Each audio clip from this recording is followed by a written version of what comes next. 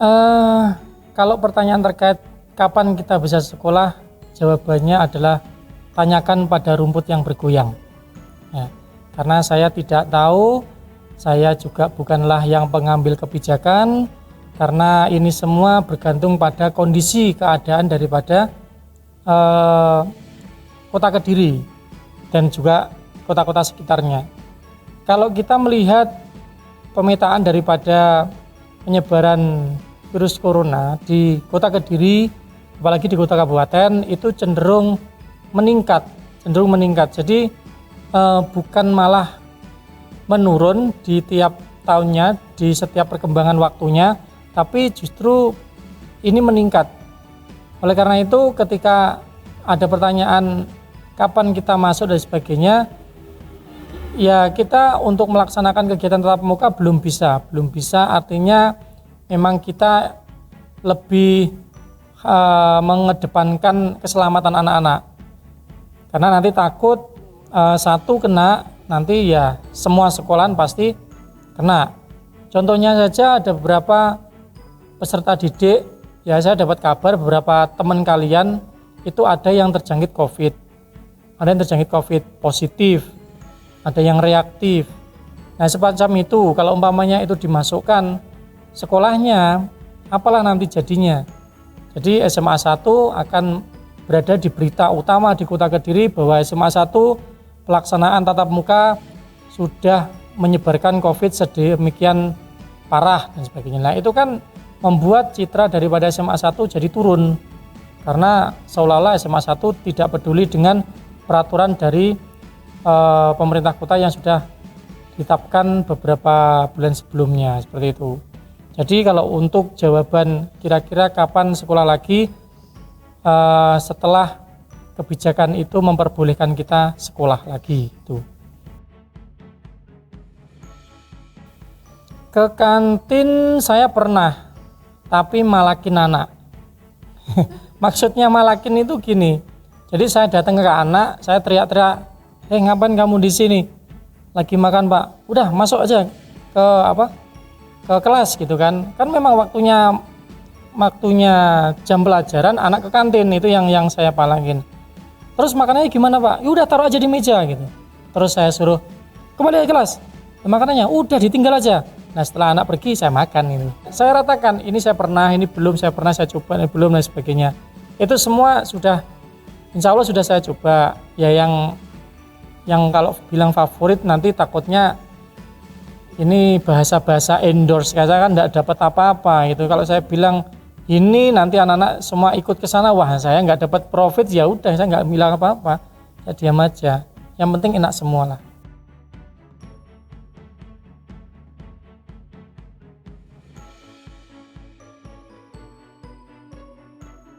Terkait dengan PTM, di situ tadi ada penelitian dari mana tadi? Dari London ya. Itu sekitar 2-4%. 2-4% apa? Tingkat kematian. Berarti berharap bahwa anak-anak ingin mati gitu ya. Jadi kalau kita harapannya adalah tidak ada satu anak pun yang menderita COVID. Jadi kalau tidak ada satu anak pun, persentase yang disampaikan University London itu ya tidak bisa diterapkan ke sekolah SMA 1, karena kita harapannya tidak ada kasus apapun. Kalau kita dapat kasus satu anak saja meninggal gara-gara PTM dibuka di SMA Negeri 1 Kediri, pasti itu nanti jadi berita besar, ya kan? Seperti itu. Makanya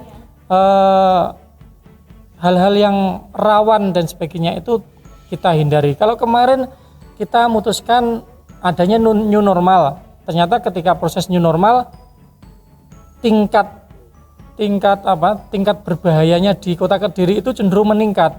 Jadi makanya akhirnya kita batalkan itu, karena dari pemerintah kota Kediri juga tidak mengizinkan, dari Satgas Covid juga tidak boleh mengizinkan karena perkembangan kasus Covid-nya masih meningkat. Itu yang membuat kita jadi membatalkan new normal seperti itu.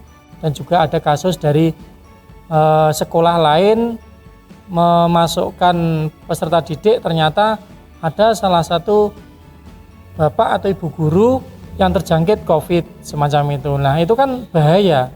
Kalau ada sekolah, salah satu sekolah di kisaran Kediri ya, di kisaran Kediri itu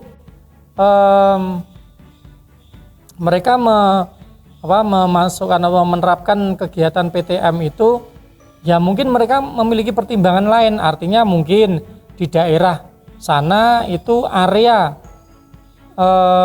radius 10 km tidak ada yang terjangkit COVID mungkin, atau mungkin peserta didik yang ada di sana mereka sehat semua.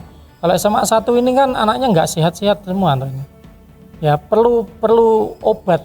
Maksud saya nggak sehatnya di sini adalah anak itu masih perlu dibimbing, diberi pembelajaran.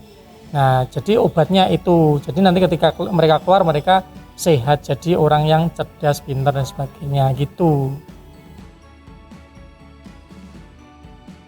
Nepotisme terkait nilai ya. Yang perlu saya sampaikan di sini, saya pernah menyampaikan kepada peserta didik, mungkin yang para pendengar yang ada di sini ya, itu juga perlu didengarkan bahwa kita kalau berniat sekolah tidak usah mencari nilai. Kita ke sekolah tidak usah mencari nilai. Sebanyak atau setinggi-tinggi nilai yang kamu punya, itu nanti jika kalian tidak bisa mengimbanginya dengan kemampuan, maka nilai yang kalian agung-agungkan itu akan menjadi bumerang buat kalian. Jadi pada saat kalian daftar di PTN lolos, ikut senam PTN, nilai tinggi, bagus. Iya, terus ketika kuliah ternyata anak tersebut juga tidak bisa maksimal. Ikut banyak kegiatan, terus mereka tidak bertanggung jawab dengan nilai yang sudah mereka sampaikan di perguruan tinggi. Akhirnya apa? Membuat malu SMA Negeri 1 Kediri dan adik-adiknya korbannya. Mereka berpikir di perguruan tinggi bahwa lulusan SMA 1 itu ternyata nilainya bohongan dan sebagainya. Nah seperti itu. Itu yang perlu saya tekankan. Jadi tidak usahlah kita bahas terkait dengan nepotisme, nilai dan sebagainya. Intinya adalah sekarang kalian berpikir bagaimana cara meningkatkan kemampuan kalian. Karena nilai yang sejati, yang benar-benar ada dalam diri kalian itu adalah nilai dari keterampilan dan kemampuan kalian dalam menyelesaikan segala permasalahan.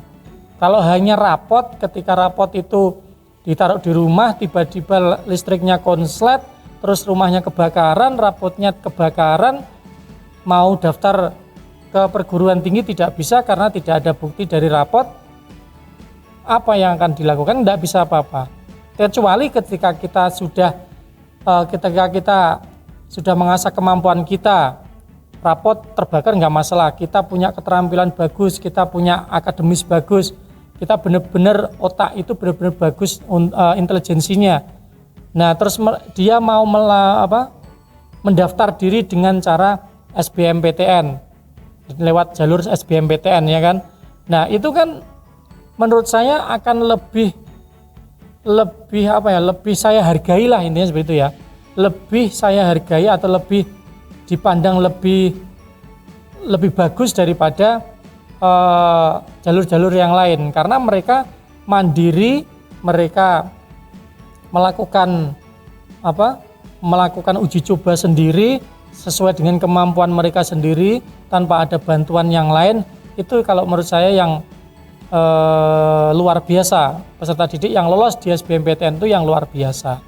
Selain itu mereka juga bersaing dengan orang-orang anak-anak di sekitar, itu di sekitar se-Indonesia.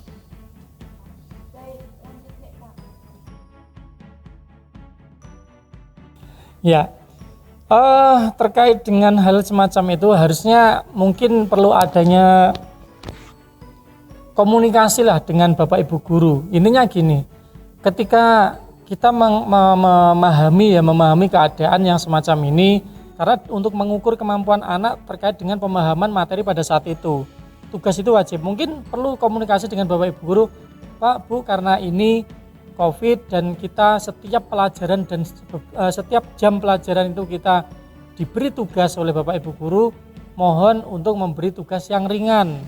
Jadi kasih aja mungkin tugas 10 dengan pilihan ganda, itu kan selesai cepat. Atau mungkin tugas urean tapi isinya 2 saja, itu kan ringan. Cuman soal soal urean itu dibuat soal silakan kamu jelaskan terkait dengan bab ini, dibuat makalah setebal 30 lembar, nah semacam itu kan ringan, ya kan, ringan bagi yang ngomong gitu, dengan bagi yang mengucapkan. Kalau yang melakukan ya berat gitu. Itu enggak seperti itu, jadi harus difahami dulu ini keadaan seperti ini. Kita ngasih, Bapak Ibu juga harus ngasih tugas yang enggak banyak lah, yang biasa, yang penting mereka sudah terukur lah kemampuan mereka terkait dengan pemahaman materi, seperti itu. Ya, kalau terowongan saya kurang tahu, karena selama ini ketika saya buka panca indera keenam saya yang ada cuman gerbang jin. Kalau terowongan menghubungkan sekolah lain tidak ada. Betul. Sayangnya pertanyaan tadi merupakan pertanyaan terakhir dari sesi Q&A bersama Pak Riza hari ini. Sebelum kita tutup, mungkin ada yang perlu disampaikan Pak kepada para pendengar? Ya, sedikit saja untuk para pendengar Meta Voice yang kalian cintai dan juga saya banggakan.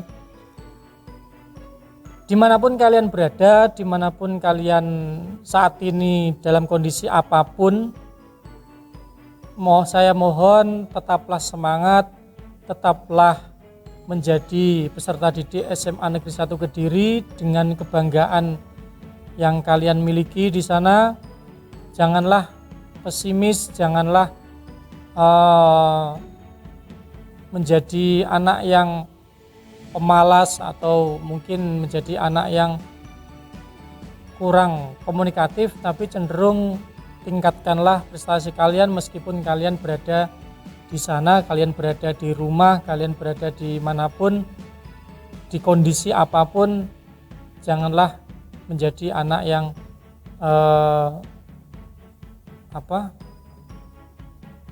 patah semangat dalam belajar, intinya seperti itu. Terus tingkatkan prestasi, motivasi terus keinginan untuk belajar kalian, dan gapailah cita-cita kalian setinggi mungkin.